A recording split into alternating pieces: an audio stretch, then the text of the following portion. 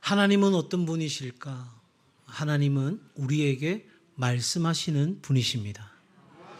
시편 19편은 하나님은 말씀하시는 하나님이시다 하는 주제로 이 내용을 우리 가운데 설명해 줍니다. 하나님은 어떻게 우리에게 말씀하시는가? 1절부터 6절까지는 이 자연 만물을 통해서 하나님이 창조하신 이 세계를 통하여 우리에게 말씀하신다. 그러니 이 창조 만물을 정직하게 볼 수 있는 사람은 그 속에서 적어도 하나님은 없다고 말할 수 없다는 사실입니다. 그러니까 로마서에 있는 말씀처럼 하나님이 이 만물 속에 깃들어져 있는데 적어도 사람들이 하나님이 없다고 그렇게 핑계하지 못할 정도로 이 만물을 통해서 우리에게 자신을 드러내신다. 이렇게 말씀하시는 거예요. 그리고 오늘 우리가 읽었던 7절부터 11절까지가 바로 특별하게 하나님의 사람들에게 성경의 말씀을 통해서 계시하시는 하나님에 대해서 말하고 있습니다. 여러분, 그리고 우리가 읽지 않았던 12절부터 14절까지는 결론 부분으로 이렇게 자연 만물을 통해서, 일반 계시라고 하죠. 자연 만물을 통해서, 그리고 성경 특별 계시를 통해서 말씀하시는 하나님에 대해 우리 인간들이 어떻게 반응하는지, 또 반응해야 하는지를 설명하고 있습니다. 오늘 이 말씀 속에서 다윗은 창조에서부터 시작하여서 하나님의 말씀으로 다윗 자신의 죄성을 거쳐서 구원으로 그의 말씀의 묵상의 과정이 이루어져 있습니다. 여러분, 하나님이 우리에게 말씀하실 때 우리에게는 두 가지 큰 깨달음이 옵니다. 그 첫 번째는 하나님은 거룩하시다 하는 거예요. 그 자연 만물과 하나님의 말씀을 통해서 우리가 깨닫게 되는 것은 하나님의 거룩성인 거예요. 그러면 두 번째 우리가 깨닫게 되는 건 뭐냐면 하나님의 그 거룩함 앞에 우리는 죄인이라는 사실을, 너무나도 연약하고 보잘것없는 죄인이라는 사실을 깨닫게 된다는 거죠. 그러니까 신앙이라는 게 도대체 뭐냐? 그건 하나님을 알고 하나님 앞에서 하나님과 함께 살아가는, 그래서 우리가 하나님 앞에 보이는 반응이 바로 신앙인 겁니다. 한번 따라할까요? 신앙은 하나님께 대한 반응입니다. 네, 그렇게 하나님께 반응할 수 있는 사람이 누구냐면 하나님을 알고, 하나님이 그런 분이시구나. 그래서 나는 그 하나님과 함께 해야 되겠다. 그래서 나는 하나님 앞에서 부끄러움 없이 살아가야 되겠다. 몸부림치면서 하나님께로 나아가는 그 사람이 진정한 신앙인인 거죠. 자, 그러면 오늘 우리가 읽었던 이 말씀을 통해서 살아계신 하나님의 그 말씀이 우리에게 어떤 의미가 있는지, 우리 삶에 어떠한 역사를 이루어 가게 되는지 함께 생각해 보겠습니다. 자, 여러분에게 하나님의 말씀이 뭔지 물어본다면 여러분은 어떻게 대답하시겠습니까? 오늘 이 말씀 앞에서 여러분 우리가 함께 보기를 원하는데요. 제가 포인트가 안 먹으니까 한번 넘겨주시겠어요? 우리가 하나님의 말씀 앞에서 어떠한 삶을 살아가야 되는가? 만약에 성경책을 여러분에게 누군가가 이 책이 무슨 책입니까? 물어보면 당연히 성경책이라고 말씀하시겠죠. 그 다음 질문은 뭘까요? 그럼 성경책이 어떤 책입니까? 물어보면 여러분은 뭐라고 말씀하시겠어요? 그런 거는 저한테 묻지 마시고 교회 가서 목사님한테나 여쭤보시라고 그러시겠어요? 적어도 여러분 우리 각자에게 주시는 이 하나님의 말씀이 무슨 의미가 있는지, 또 어떻게 내 안에서 고백되는지가 분명해져야 되는 거죠. 여러분, 아브라함 링컨은 이렇게 이야기합니다. 이 책이 없었다면, 성경책이죠, 우리는 옳고 그름을 분별할 수 없었을 것이다. 내가 믿기로는 성경은 하나님께서 인간에게 주신 최대의 선물이다. 이렇게 말하는 거예요. 우리는 하나님의 율법, 하나님의 교훈, 하나님의 도, 이 모든 것들을 마치 내가 하고 싶은 거 못하게 하는 어떤 규칙 정도로, 나를 옭아매는 어떤 하나의 그물과 같은 것으로 착각하고 생각하는데, 성경에 대해서 진정으로 깨달은 사람들은 하나같이 이와 같이 고백한다는 사실이에요. 링컨만이 아닙니다. 여러분, 바로 러시아의 대문학가인 톨스토이는 이렇게 이야기합니다. 성경이 없으면 현대사회에서의 자녀 교육은 불가능하다. 우리가 자녀를 잘 교육하고 싶죠. 좋은 자녀들이 되도록 가르치고 싶습니다. 그러면 어떻게 해야 되는가? 성경의 원리대로 하면 된다는 거예요. 뿐만 아니고 여러분, 미국의 건국의 아버지라 불리우는 벤자민 프랭클린은 이렇게 이야기합니다. 젊은이여, 내가 여러분에게 주고자 하는 권고는 여러분이 성경에 익숙하여 확고한 믿음을 갖도록 개발하는 것이다. 그러니까 이런 분들의 이야기를 종합하면 뭐죠? 우리의 영적인 삶이나 우리가 오늘 이 세상을 살아가는 인간관계에 있어서나 우리의 보다 나은 삶을 위해서 성경은 절대적으로 우리에게 필요한 것이다. 이것이 하나같이 이 하나님의 말씀을 진짜로 만난 사람, 신앙이 하나님께 대한 반응이라는 것을 깨닫고 하나님의 말씀 앞에 내가 어떻게 반응해야 될지를 충분히 생각하고 적용한 사람들은 한결같이 이와 같은 고백을 한다는 겁니다. 자, 그러면 우리는 이 하나님의 말씀을 어떻게 이해해야 될까? 적어도 다윗은 이 하나님의 말씀에 대해서 정말 귀한 고백을 하고 있게 됩니다. 여러분, 시편 19편 7절부터 9절까지 여러분의 성경 가지고 읽으시든 화면 보고 읽으시든 우리 같이 한 목소리로 읽겠습니다. 시작. 여호와의 율법은 완전하여 영혼을 소성시키며 여호와의 증거는 확실하여 우둔한 자를 지혜롭게 하며 여호와의 교훈은 정직하여 마음을 기쁘게 하고 여호와의 계명은 순결하여 눈을 밝게 하시도다. 여호와를 경외하는 도는 정결하여 영혼까지 이르고 여호와의 법도 진실하여 다 의로우니. 아멘.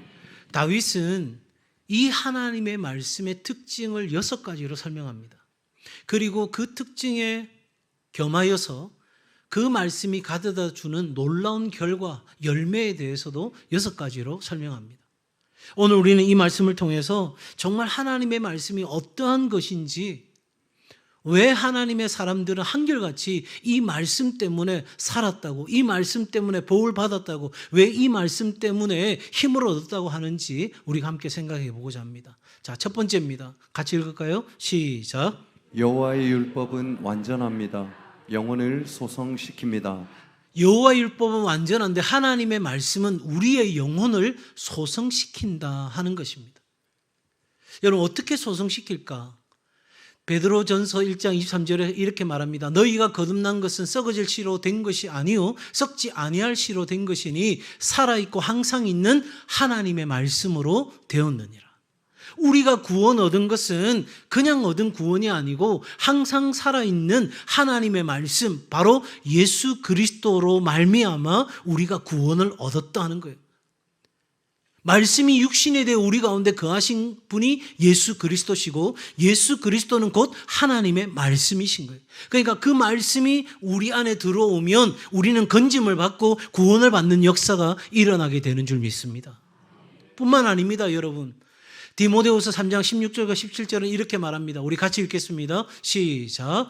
모든 성경은 하나님의 감동으로 된 것으로 교훈과 책망과 바르게 함과 의로 교육하기에 유익하니 이는 하나님의 사람으로 온전하게 하며 모든 선한 일을 행할 능력을 갖추게 하려 함이라. 아멘. 그러니 여러분, 이 하나님의 말씀은 완전한데 그 하나님의 말씀, 완전한 말씀이 우리 안에 들어오기 시작하면 우리는 산다는 거예요. 살아난다는 겁니다. 여러분, 이 소성케 된다는 말은 영혼이 되살아난다, 새롭게 된다 하는 의미를 갖고 있습니다. 그러니까 하나님의 말씀은 완전합니다. 여러분, 100% 완벽한 말씀입니다. 그런데 그 말씀이 우리에게 있어서 우리를 살리고 우리를 하나님의 사람으로 세우는 놀라운 결과를 가져온다는 거죠. 그럼 여기서 우리가 질문할 게 있어요. 영혼을 소성시킨다고 했는데 내 영혼이 낙심하고 있고 내 영혼이 지쳐 있고 내 영혼이 병들어 있고 내 영혼이 침체에 빠져 있는 원인이 뭘까요? 그건 하나님의 말씀을 듣지도 않고 들리는 그 말씀을 믿지도 않고 들리는 그 말씀대로 믿음도 없을 뿐만 아니라 순종하지 않기에 우리 삶에 하나님의 말씀이 아무런 영향을 미칠 수가 없게 되어 있어 우리의 영혼은 병들고 낙심하고 지치고 너무나도 고통스러운 상황 속에 있을 수밖에 없다는 거예요. 사랑하는 여러분, 영적인 필요를 채우는데 하나님 말씀 외에 다른 것이 필요하지 않습니다. 인간의 근본적인 변화, 영혼의 변화는 하나님께서 성령님을 통해 이 말씀으로 우리를 변화시키는 역사인 것을 믿으시기 바랍니다. 그러니 여러분, 하나님의 완전한 말씀을 내가 붙들면 그 완전한 말씀이 내 안에 역사하도록 내가 하나님 앞에 반응하고 나아가면 우리는, 한번 따라합시다, 반드시 삽니다. 네, 망할 것 같습니다. 곧 죽을 것 같습니다. 안 될 것 같습니다. 어려울 것 같습니다. 그런데 하나님 말씀 붙잡으면 완전하신 그 하나님의 말씀이 내 안에서 역사하며 내 영혼이 소성케 되는, 다시 살아나는 역사가 일어나면 내 영혼이 내 감정과 내 모든 삶의 의지까지 지배하고 다스리는 그 시간이 되면 우리는 능히 승리하는 삶을 살 수 있게 되는 거예요. 두 번째로 여러분, 여호와의 증거는 뭐하다? 확실합니다. 그래서 하나님의 말씀은 우둔한 자를 뭐하게 한다고요? 지혜롭게 한다. 여러분, 여기 확실하다고 하는 이 말의 뜻은요, 참되다, 움직이지 않는다, 동요하지 않는다, 확고하다는 의미를 갖습니다. 그러니까 결론적으로 말씀드린다면 잘못될 여지가 없다는 거예요. 하나님의 말씀은 잘못될 여지가 없어요. 내가 그 말씀 따라가다가 망하는 거 아닐까? 내가 그 말씀 따라가다가 내가 원하는 대로 못 사는 거 아닐까? 그 말씀 따라가다가 내가 사람들의 비웃음이나 당하고 그렇게 살지 않을까? 생각하지 않아도 된다는 거예요. 성경의 여러 사건들은 우리에게 확실한 걸 보여줍니다. 이 하나님과 하나님의 말씀을 멸시한 사람들의 결과가 어떠한지, 종국에는 하나님의 엄중한 심판을 받게 된다는 사실을 보여주는 거예요. 여러분, 하나님이 없는 삶은 반드시 마지막에 후회를 남기게 되어 있습니다. 우리를 심판하시는 하나님 앞에 서는데 하나님과 하나님의 말씀 없는 삶을 살았던 우리가 하나님 앞에서 어떤 판단을 받겠어요? 그건 너무나도 자명한 거잖아요. 또한 성경에는 어떤 이야기가 있습니까? 죄 가운데 있었지만, 범죄함 가운데 있었지만, 하나님을 떠났지만 다시 뉘우치고 하나님께로 돌아와 회심하여 하나님의 말씀 앞으로 돌아간 인생들의 회복과 새로운 삶의 역사들을 성경은 마치 영화를 보는 것처럼 우리에게 생생하게 이야기해 주는 거예요. 어렵지 않잖아요. 여러분, 이스라엘 백성들의 삶에 찾아왔던 고난과 은혜와 행복과 이 모든 여정은 너무나도 생생하게 우리 가운데 다가오잖아요. 적어도 여러분, 우리가 이러한 삶을 보게 될 때, 하나님 앞에 순종하면 이러한 복과 은혜를 누리구나. 내가 불순종하면 정말 내 삶에 생각지 못한 어려움이 찾아오는 거구나 라고 깨닫게 되면 우리는 인생을 어떻게 살아갈 수 있어요? 지혜롭게 살 수 있는 거예요. 여러분, 부모님이 자녀들을 야단칠 때 두 가지 이유로 야단치죠. 첫 번째는 하지 말라고 한 것을 했을 때 야단쳐요. 두 번째는요, 하라고 한 것을 안 했을 때. 그러니까 사람이 지혜롭게 살아가기 위해서는 두 가지만 잘하면 돼요. 할 것을 하고 하지 말아야 될 걸 안 하는 거예요. 이게 인생을 지혜롭게 사는 아주 간단한 방법이에요. 그런데 그걸 명확하게 가르쳐 주는 것이 뭐다? 하나님의 말씀이다. 그래서 여러분, 역사상 가장 위대한 과학자로 불리우는 아이작 뉴턴이 이런 이야기를 합니다. 이 세상에서 아무리 심오한 역사를 보아도 이 사람은 위대한 과학자입니다. 성경에 나오는 기록만큼 뭐한 것은 없다? 정확성을 가진 것은 없다. 성경은 완전할 뿐만 아니라 성경의 증거는 확실할 뿐만 아니라 정확하다는 거예요. 믿으시면 아멘. 그런데 이 세상에는요, 스스로를 지혜롭게 여기는 사람들이 참 많습니다. 그런데 성경은 이런 사람들을 가리켜서 뭐라고 말하냐면 우둔한 자와 같다라고 이야기해요. 아니, 그러면 세상에 있는 사람은 다 바보란 말인가? 여러분, 오늘 이 본문에서 우둔한 자라고 하는 이 표현은 열린 문이라는 의미를 갖습니다.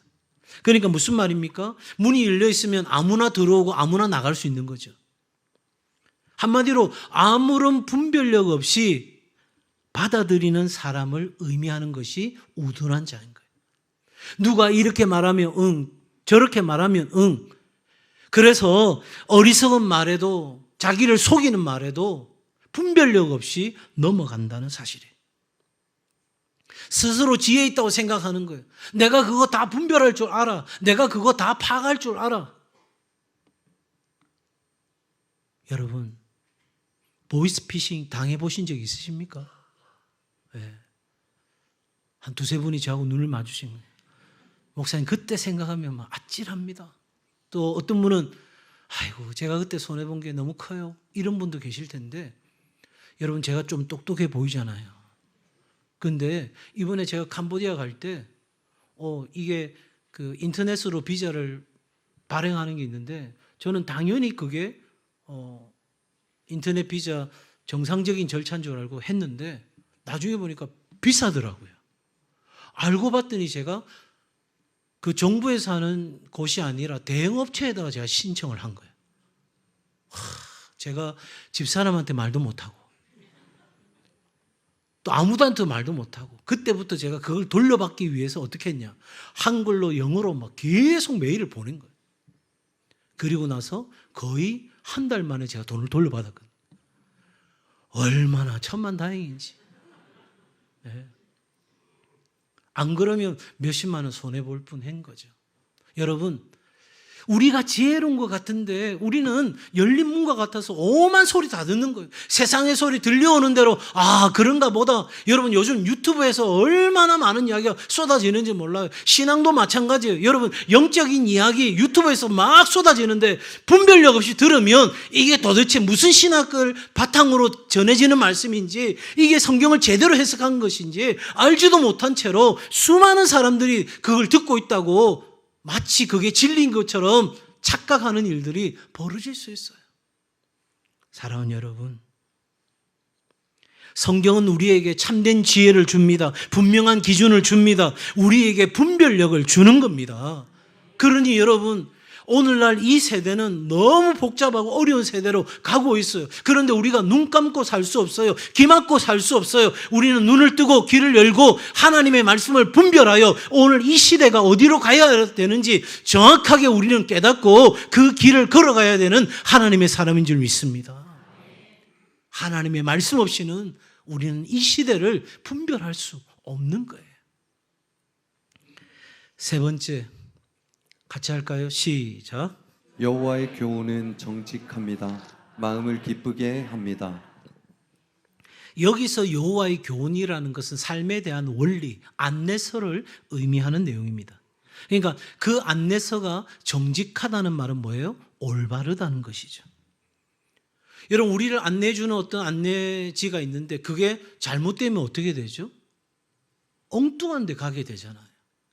그러니까 우리가 어떤 매뉴얼대로 그 일을 해야 이것을 처음 우리가 접할 때는 굉장한 도움을 받을 수 있는데 그 안내서가 매뉴얼이 잘못되어 있으면 낭패를 당하는 것이죠. 여러분, 하나님의 말씀은 잘못된 안내지가 아니라는 거예요. 우리 인생의 잘못된 안내서가 아니고 우리로 하여금 올바른 목적지, 우리가 소원한 항구에 이르게 하는 하나님의 말씀이 되는 줄 믿습니다.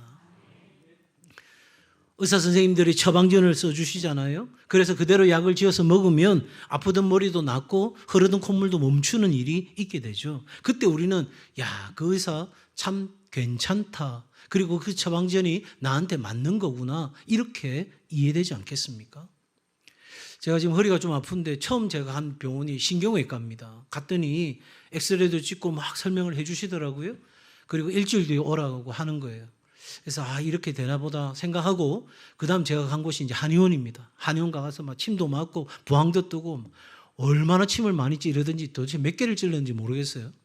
그런데도 별 차도가 없어요. 그런데 제가 주말쯤 해가지고 정형외과를 갔어요. 정형외과 갔더니 의사 선생님이 입원해가지고 MRI 찍어야 된다고. 저는 입원은 못하겠습니다. 그랬는데 그분이 주신 약과 주사를 엉덩이 한 방 맞았는데 간호사 선생님이 좀 어설프더라고요. 제 엉덩이를 까더니 이게 제대로 준 건지 안 준지도 모르는데 하여튼 따갑기만 하고 했는데 그날 오후에 좀 뭐가 풀리는 것 같은 거예요. 그럼 제가 어디에 신뢰를 두겠어요? 그 마지막 병원에 신뢰를 두지 않겠어요? 그런데 왠지 병원이 좀 어설퍼 보이는 거예요. 그래서 제가 그 병원 다시 안 가고 첫 번째 갔던 이제 신경외과에 다음 주에 가보려고 하는데, 여러분, 하나님의 말씀은 불안할 필요가 없어요. 내가 이 병원 가야 되나 저 병원 가야 되나, 내 이 안내서를 가져야 되나 저 안내서를 가져야 되나 고민할 필요가 없이 하나님의 말씀은 정직한 거예요. 올바른 거예요. 그 안내서만 있으면 우리 인생은 바른 길을 가게 될 줄 믿습니다. 세상이 뭐라고 하든지 간에, 세상이 우리에게 이 바보 같은 사람들아 누가 요즘 그 하나님 말씀 믿냐고 그렇게 우리를 조롱한다 할지라도, 내 인생 가운데 가장 완벽한 안전한 안내서가, 정직한 안내서가 내게 있다는 확신 가지고 여러분 믿음으로 나아가길 바랍니다. 그리하면 어떤 결론이 나와요? 마음을 기쁘게 하는 일이 있는 거예요. 하나님, 내 마음이 힘들어요. 목사님, 내가 얼마나 마음이 괴로운지 몰라요. 여러분, 어떻게 해야 돼요? 어떻게 해야 돼요? 말씀으로 가야죠. 말씀으로 가야죠. 우리는 사람의 몇 마디 위로의 말, 그게 중요한 게 아니에요. 사람들은 지나가면서 말할 수 있어요. 힘내십시오. 빨리 나으십시오. 얼마든지 말할 수 있어요. 여러분, 그런 지나가는 말, 그게 여러분 배고파서 우리가 오늘을 살아가는 게 아니에요. 우리가 마음을 기쁘게 할 수 있는 것이 어디에 있다고요? 하나님의 말씀에 있는 거예요. 여러분의 마음에 슬픔이 찾아왔습니까? 낙심과 절망이 찾아왔습니까? 정말 내가 오늘 한 걸음도 못 걸을 만큼 마음이 너무너무 어렵습니까? 그렇다면 오늘 내게 필요한 하나님의 말씀으로 나아가는 은혜가 있길 바랍니다. 그러니 여러분, 하나님이 우리에게 네가 말씀을 듣고 믿고 순종함으로 나아오라, 이 말은 무슨 말이냐? 결론적으로 너의 삶에 나의 기쁨으로 충만하라, 이 말씀인 거예요. 그냥 우리를 이렇게 꼭 꼼짝달싹 못하게 만들려고 하나님께서 말씀하시는 것이 아니라, 사랑하는 아들아 딸아, 너에게 나로부터 오는 이 기쁨이 충만했으면 좋겠다. 왜 이 기쁨이 필요한 거예요? 여러분, 이 기쁨은 세상이 줄 수 없는 거예요. 우리의 근원적인 기쁨인 거예요. 여러분, 생각지 못했던 돈 1,000만 원이 생겼어요. 기뻐요, 안 기뻐요? 그런데 바로 그 다음날 사고 나서 1,200만 원 날렸어요. 기뻐요, 안 기뻐요? 안 기뻐요. 짜증나요. 열받아요.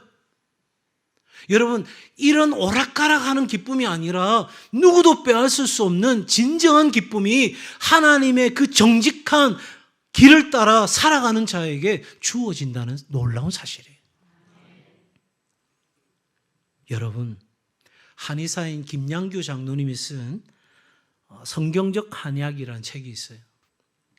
그 책에 장로님이 이렇게 기록하고 있습니다. 신구약 말씀 위에 굳게 서서 우리의 영을 다스리면 마음 다스리기는 저절로 됩니다. 그리스도인은 신구약 말씀으로 마음을 다스려서 사랑하는 마음, 감사하는 마음, 기뻐하고 즐거워하는 마음을 키워가는 사람들입니다. 말씀에 굳게 서서 마음을 다스릴 때 우리들 마음속에 불안함이나 염려, 걱정, 근심, 두려움 등 부정적인 생각들은 저절로 사라지고 영혼이 치료됩니다. 내 영혼이 치료되어 내 마음에 영혼의 기쁨이 있으면 내 삶의 모든 것이 기쁜 거예요. 한번 해볼까요? 자, 지금 제가 3초 드릴 테니까 여러분 이 시간에 소리 내어가지고 웃는 겁니다. 어제 제가 우리 장청년 교회에서 했더니 어르신들 너무 잘하시더라고요. 여러분, 지금 삶이 뭐 쪼그라들었든 어려움이 있든 오늘 문을 나서고 나면 계속 걱정, 근심이 산적해 있든 상관없이 지금 이 시간 내가 하나님의 말씀으로, 내가 하나님 때문에 기뻐하기로 결정합니다. 이 마음 가지고 우리 3초 동안 소리 내어가지고 크게 웃는 겁니다. 지금부터 시작.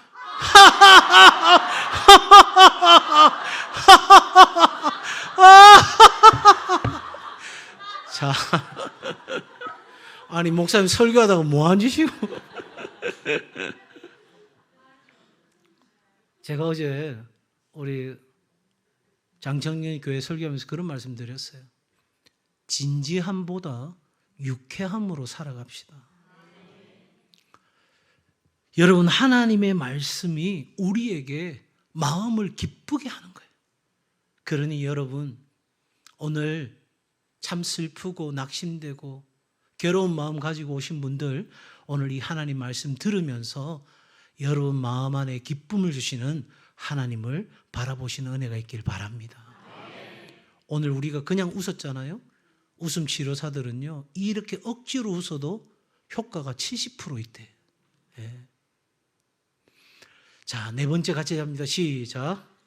여호와의 계명은 순결합니다. 눈을 밝게 합니다. 여러분, 여호와의 계명이라고 합니다. 계명이라는 말은 명령이라는 거예요. 그러니까 하나님의 말씀은 우리에게 제안이나 추천이나 어떤 부탁하는 게 아니에요. 이건 가장 위대한 권위를 가지신 그분이 우리에게 명령하시는 거예요. 네. 오늘 군인이 휴가 나와서 예배 드리고 있는데, 군인 명령대로 안 하면 어떻게 되죠? 저 군인은 빠진 군인인 것 같아요. 명령대로 안 하면 문제가 크게 생기는 거죠. 걱정입니다. 여러분, 위대한 권위를 가진 이 권위 앞에 우리가 그 명령에 복종하고 살아가면 순결하다는 말은 더 이상 혼란을 겪지 않는다는 거예요. 오늘 이 시대에 우리를 혼란케 하는 일들이 얼마나 많은지 몰라요. 그런데 하나님의 말씀에 우리가 강하게 붙들려 있으면 그 계명을 내게 주신 명령으로 여기고 살아가면 우리는 혼란을 겪지 않는다는 거예요. 왜 혼란을 겪지 않는가? 여러분, 히말라야 산맥이나 알프스 산맥과 같이 만년설이 있는 곳에 선글라스나 눈을 보호하는 장비 없이 가게 되면 그 눈에 반사된 자외선 때문에 눈을 뜨기가 어렵고 설맹 현상이 생긴다고 그래요. 그런데 하나님의 말씀은 정반대인 거예요. 우리가 하나님의 계명대로 살고자 하면 여러분, 우리는 혼란을 겪지 않고 우리의 눈이 어떻게 된다고요? 밝아진다는 거예요. 예수님이 이렇게 말씀하십니다. 마음이 순수한 사람들, 다시 말하면 하나님의 계명대로 사는 믿음으로 순종으로 나아가는 사람들은 복이 있게 되는데 그들이 뭘 본다고요? 하나님을 본다는 거예요. 그러니 여러분, 우리 삶에 펼쳐지는 어떤 현상이 아니라 그 현상 너머에 계시는 하나님과 하나님의 뜻을 볼 수 있는 눈이 하나님의 계명대로 사는 자에게 주어진다는 놀라운 사실인 거예요.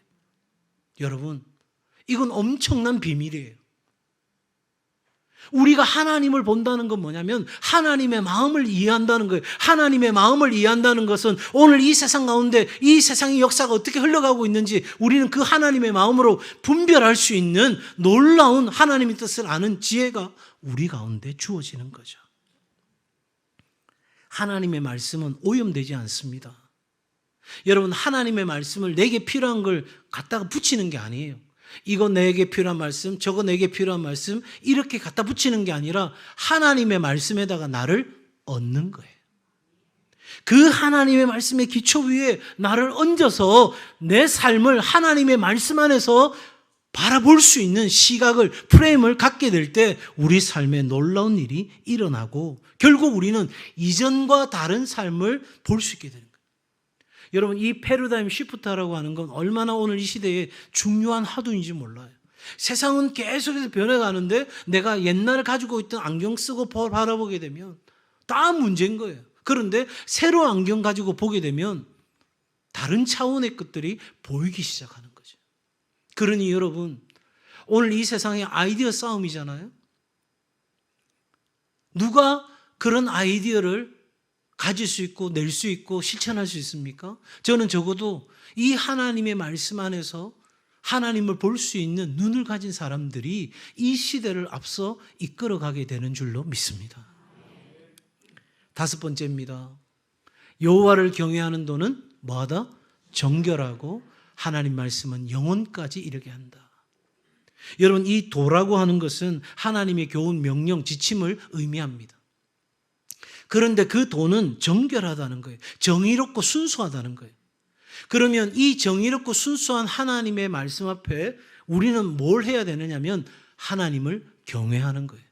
그러니까 하나님의 도는 정결하고 순수하고 정의롭고 순전한 거예요.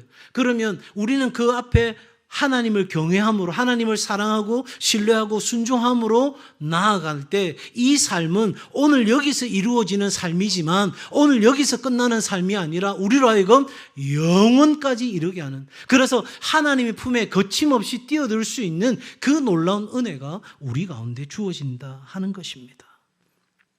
사랑하는 여러분, 하나님의 말씀이 우리 안에 있어야 우리는 정결함을 입고 하나님을 경외하는 참된 삶을 살아가게 되고 우리는 그 영원한 천국에서 하나님의 품에 거침없이 뛰어들게 될 줄로 믿습니다. 마지막 6번째입니다.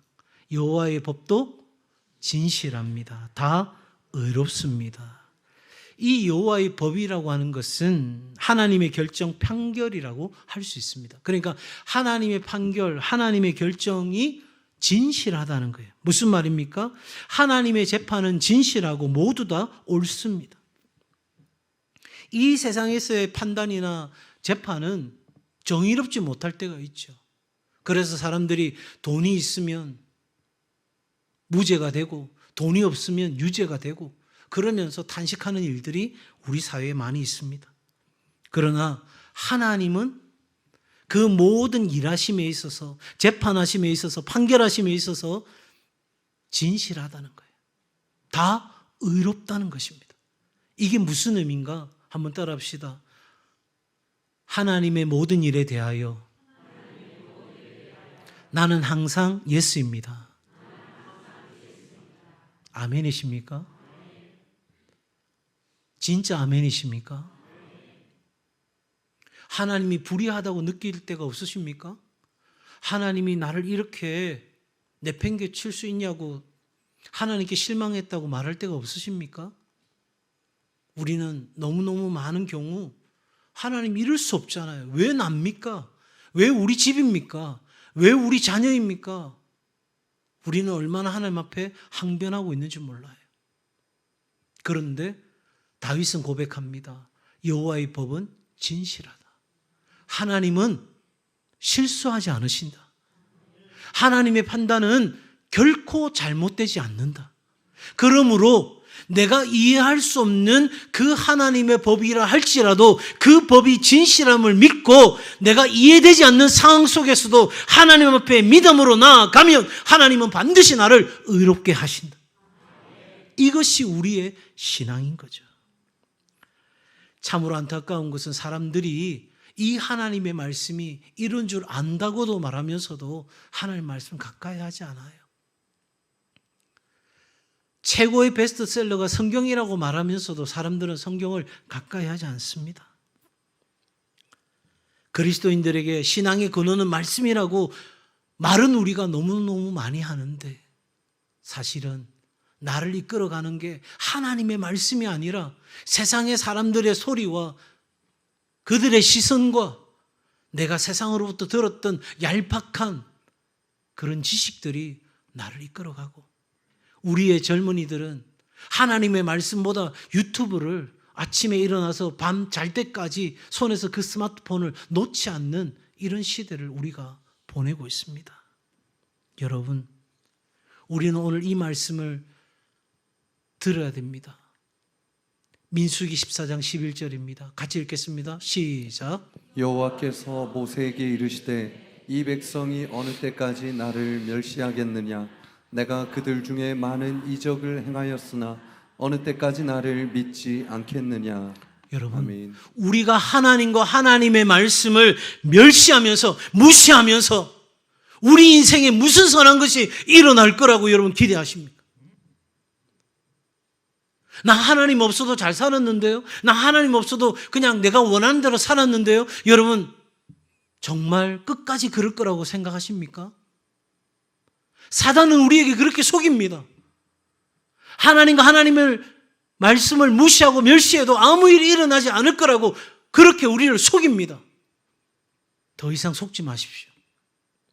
더 이상 그런 말에 귀 기울이지 마십시오. 여러분, 우리가 하나님과 하나님의 말씀을 멸시하는 순간 우리의 존재감과 무게감은 확 떨어지는 거예요. 우리가 누굽니까? 하나님의 거룩한 백성이고 하나님께서 특별하게 소유 삼으신 그 하나님의 자녀들이고 왕같은 제사장들인데 우리가 이 하나님과 하나님의 말씀이 없으면 우리의 신분은 참으로 하찮은 것이 됩니다.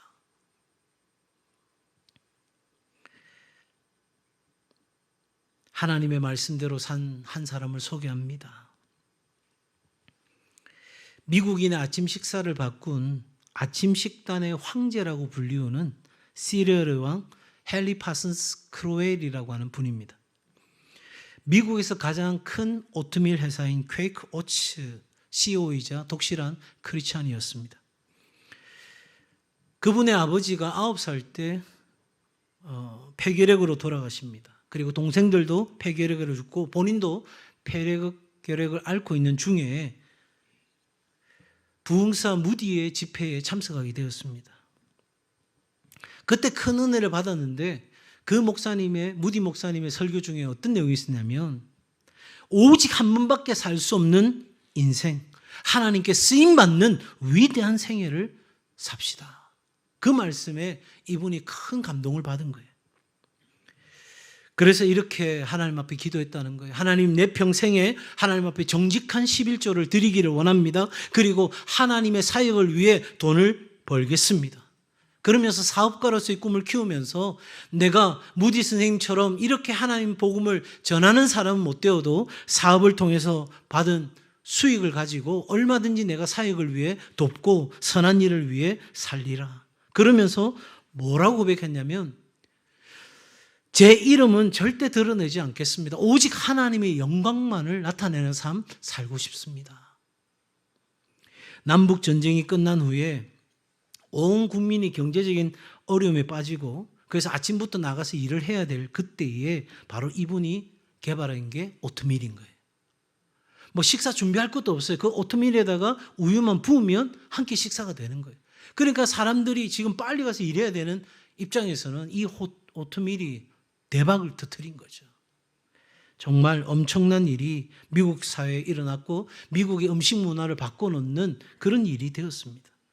이분이 늘 기도하면서 하나님의 영광을 위해서 헌신했는데 그렇게 벌이들인 수업을 사회에 다 환원했을 뿐만 아니라 범죄 예방기구라든지 여러 가지 좋은 일에 그리고 가난하고 굶주린 사람들을 위해 기꺼이 자신의 삶을 나누었습니다. 90살이 가까운 노년에도 이분은 맑은 정신과 건강한 몸으로 매일 기차역까지 걸어다니고 성경의 말씀을 묵상하면서 하나님은 과연 내가 무엇을 하기를 원하실까 늘 언제나 질문했고 하나님 주시는 감동이 있으면 그 즉시로 순종하는 삶을 살았다고 합니다. 89의 나이로 하나님의 부르심을 받았을 때 그 장례식 때 무디 성경학교에 윌 호튼 교장 선생님이 추도사를 했는데 이런 내용입니다. 제가 만나본 사람 중에 예수님을 가장 많이 닮은 분이셨습니다. 그분은 자신이 한 모든 일에서 본인을 숨기고 예수 그리스도를 드러내려고 부단히 애쓰셨습니다. 그분은 세상에 박수갈채를 원하셨던 게 아니라 하나님으로부터 잘했다는 인정을 받고 싶으셨을 것입니다. 그러면서 이어 말하기를 크로웰 선생님의 훌륭한 모습은 어디에서 비롯된 것일까요? 답은 확실합니다. 만약 여러분 중 누가 그분에게 묻는다면 그분은 겸손하게 한마디로 답하실 것입니다. 예수님이라고. 오늘날 이 사회를 불안 사회라고 분석하는 많은 분들이 계십니다. 굉장히 탁월하고 정확한 분석이고 그 데이터는 우리에게 참 많은 것을 생각하게 해줍니다. 그런데 한편 뒤집어 보면 이스라엘 백성들은 훨씬 더 불안한 사회 속에 살았습니다. 우리 또한 어제와 오늘 여전히 불안한 사회 속에 살아가고 있습니다. 이러한 불안한 사회를 돌파하는 길, 불안한 삶을 극복하는 길은 현실에 대한 이해나 분석에 있는 것이 아니고 몇 마디 던져주는 위로의 말에 있는 것이 아니고 선지자들이 그렇게 간절하고 뜨겁게 선포한 것처럼 믿음의 선진들이 수도 없이 외치고 붙들었던 하나님의 말씀에 있는 줄로 믿습니다. 불안의 시대를 이기는 살아있는 말씀을 붙들고 이 불의한 세상을 향해 도전장을 내미는 우리 성도들 되시기를 주의 이름으로 축복합니다. 우리 인생의 사막을 건너가기 위해서는 지도가 필요한 것이 아니라 나침판이 필요합니다. 인생의 이 광야를 지나는 것도 마찬가지입니다. 우리에게 남들이 가진 지도가 필요한 게 아닙니다. 남들이 이렇게 해서 인생 성공했더라, 이게 필요한 것이 아니라 우리 삶의 진정한 나침판이 되어지는 하나님의 말씀이 우리 가운데 있어야 합니다. 그러므로 여러분, 하나님의 말씀으로 돌아가는 은혜가 있기를 바랍니다. 하나님 말씀을 강하게 붙드는 은혜가 있기를 주의 이름으로 축복합니다. 지금은 잠에서 깨어나 하나님 말씀 앞에 서야 할 때입니다. 여러분, 인생의 목마름 가지고 하나님의 말씀을 한 말씀이라도 놓치지 않으려고 몸부림치는 일이 우리 가운데 있어야 될 바로 그 순간을 우리 모두가 보내고 있습니다. 사랑하는 여러분, 올해 우리 교회는 온가족 말씀 대행진을 시작했습니다. 이제 상반기 시간이 끝나고 하반기가 시작이 됩니다. 지금까지도 읽어오시는 귀한 분들, 또 읽어오시다가 어떤 사정으로 중단하신 분들, 도대체 온가족 말씀 대행진이 뭔지를 아직 모르시는 분들 다 괜찮습니다. 이제 이 하반기 내게 참으로 유익한, 내 삶에 절대적으로 필요한 이 하나님 말씀 붙들고 하반기를 시작하는 은혜가 있기를 주의 이름으로 축복합니다.